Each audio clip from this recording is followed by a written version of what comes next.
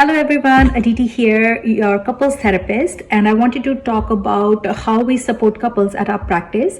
I am trained in emotion-focused therapy, the model that was brought into light by Sue Johnson based on John Bowlby's attachment theory. And we also use Gottman model. So many of our clinicians, our practitioners are trained in Gottman model.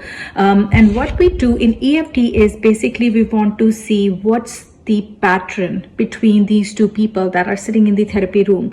Are they securely attached? Is there insecure bond? Are they anxious or avoidant patterns? So what is going on with these people who are struggling in their relationship? Basically, we want to see who's pursuing and who is withdrawing. What happens when the interaction happens? Do people get caught up in storm of emotions? And when those emotions are present, what are underlying softer emotions? What are underlying beliefs behind those emotions?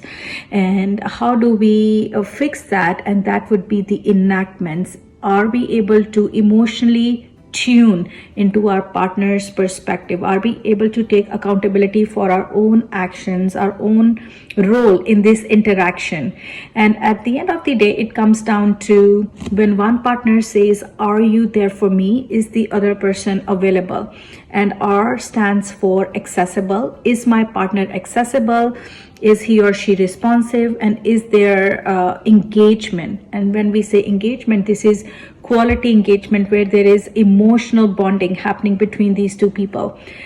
So that is EFT in nutshell, where we are trying to look at the attachment pattern, where we are trying to understand the underlying thoughts behind those interactions, the behavior that we are seeing unfolding during an interaction, and is the partner able to tune into their partner's emotions and see where it's coming from, what their triggers might be, and are we able to take the accountability for our own actions within the interaction? So we want to identify the cycles of interaction, what patterns are there, and how do we break these patterns that are disruptive, that are not healthy or are maladaptive in strengthening the bond.